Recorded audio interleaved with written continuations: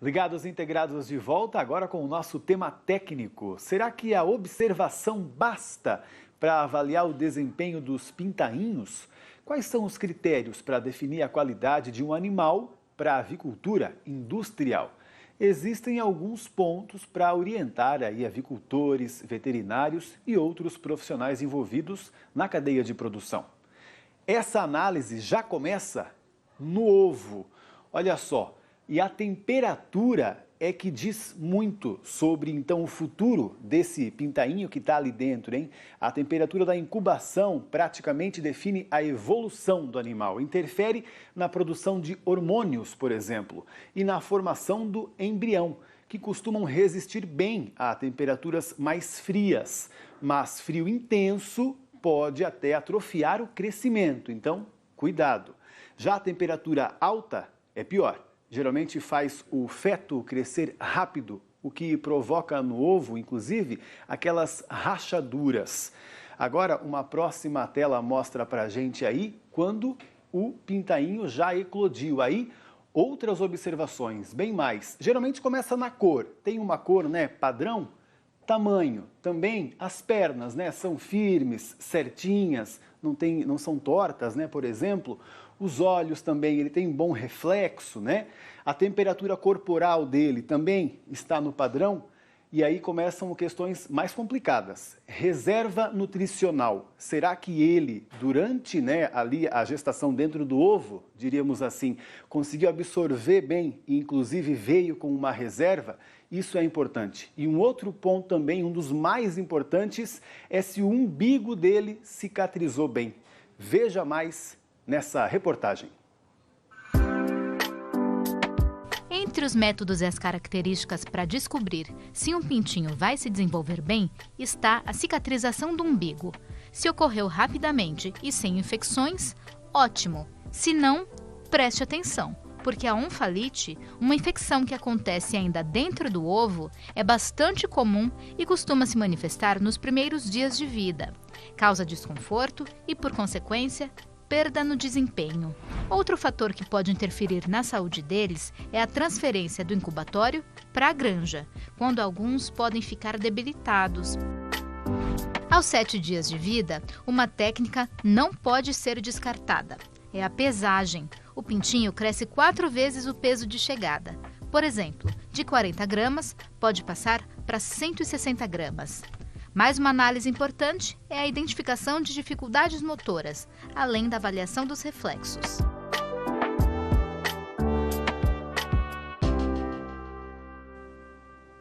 Você tem dúvidas aí de como fazer essa análise? Pode deixar aqui o seu comentário, a sua pergunta no nosso YouTube do Canal Rural e também do Ligados Integrados, que eu vou estar de olho aqui para passar para o nosso especialista. Vamos receber ele então na nossa sala de estar, ou melhor, a nossa sala de bem-estar animal, como a gente fala, é o médico veterinário e especialista em incubatório, o Guilherme Silent. Guilherme, um bom dia, bem-vindo. Bom dia, Pablo, tudo bem? Uma satisfação estar aqui com vocês novamente. Legal que você veio. Guilherme, tem uma série, né, de pontos a se observar num pintainho, né? Eu nem sabia que eram tantos, para saber se ele é um bom frango realmente, né? E quando a gente falha numa dessas aí, por exemplo, como a cicatrização do umbigo, hein? Eu posso ter problemas com esse animal no futuro? Sim. Um umbigo mal cicatrizado, ele vai ter um impacto negativo, né? Principalmente em mortalidade, nessa mortalidade de primeira semana, que é um indicador importante da qualidade do pintinho e da qualidade da criação, obviamente, também desse pintinho, e vai impactar também em conversão alimentar, né? Tem trabalhos que mostram aí que um umbigo mal cicatrizado, né, eu vou ter uma mortalidade maior e vou ter também uma perda em conversão alimentar. E o trabalho não para aí nessa observação, né? Quando ele já passou ali de uma semana, né? Tem mais que eu devo ficar de olho? Sei que temperatura sempre, né? Temperatura sempre. É importante lembrar que desde que o pintinho nasce, desde que ele eclode, lá ainda no nascedouro, no incubatório, no processamento, no transporte para a granja e nos primeiros dias, esse pintinho deve manter uma temperatura aí não mais do que 40,6 graus Celsius, né? Então, se eu tenho temperaturas elevadas durante esse processo, isso vai provocar um estresse na ave e vai ser um gatilho, eventualmente, para uma mortalidade, uma manifestação de alguma infecção que vai prejudicar o resultado, sem dúvida. Mas eu tenho vários outros aspectos para olhar também, conforme você comentou. E ele também pode ir desenvolvendo alguns problemas a mais, não? Quando eu não vejo, né, como já falamos da cicatrização do umbigo, ou até da questão ali das pernas dele, né, se são fortes, estão no padrão. Como é que eu vou identificando, né, esses problemas no dia a dia? Quando o avicultor, ou ainda no incubatório, quando eu vou expedir esse pintinho e quando o avicultor recebe, né, ele basicamente pode olhar em alguns pontos, né, vai avaliar o comportamento geral da ave, a penugem, se ela está seca, se ela está fofa, enfim, se não tem resíduos aderidos, né, vai avaliar o reflexo, que é colocar o pintinho com o dorso para baixo e ele tem que se virar, voltar à posição inicial em menos de 3 segundos. Ele vai avaliar a qualidade das pernas, se o pintinho consegue se locomover bem. Vai olhar, conforme a gente já comentou, a cicatrização do umbigo. Ele pode observar o nível de hidratação desse pintinho, na canelinha dele, se ele apresenta algum nível de desidratação. E pode olhar o joelhinho, o jarrete, para ver se tem ali alguma lesão, se está vermelhinho ou não, se está tudo normal. Em observando que está tudo bem, muito provavelmente ali ao longo daquela primeira semana eu não vou ver grandes problemas na sequência. Mas obviamente se eu vejo já que há um início de algum problema locomotor, algum problema de perna ou eventualmente, que nem nós comentamos, já um problema de cicatrização de umbigo, eu vou visualizar já ali na primeira semana e eventualmente posso observar na segunda, dependendo do caso, mas se concentra mais principalmente na primeira semana. Muito interessante isso. Eu achei muito legal que você disse sobre a hidratação, né? Realmente a gente consegue ver na pele do animal mesmo, nas pernas ali, quando está faltando um pouquinho de água para ele.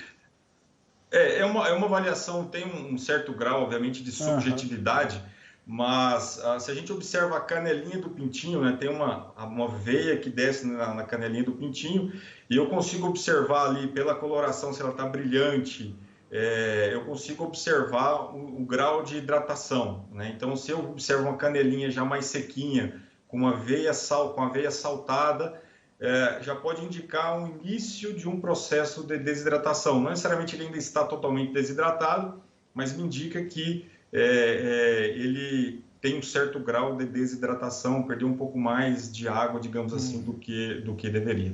Todos esses pontos a gente acaba observando muito, se tem algum desses problemas, no próprio comportamento do animal, né, Guilherme? Porque qual é o comportamento comum de um pintinho, hein? É mais agitado, é mais tranquilo? O comportamento comum do pintinho, Pablo, quando ele chega na granja, já é buscar água, buscar alimento, se distribuir no aviário por completo. A ave, ela é bastante, vamos dizer assim, o pintinho é bastante curioso, né?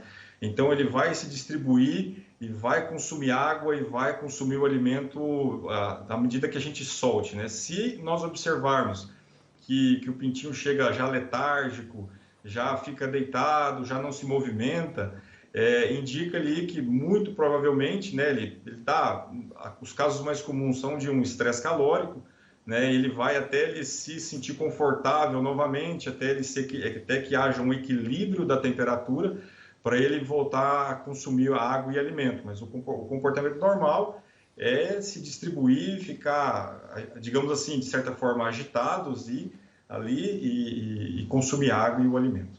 Pois é, e acho até que tem uma outra dica importante que a gente pode dar, é que se você identifica o problema, viu, produtor, não fique só com ele para você, né? Às vezes até contando ali um prejuízo, né, Guilherme? É bom repassar isso, né, para o seu extensionista, para o seu veterinário, para que, quem sabe, a gente possa resolver o problema antes já de chegar na granja, né?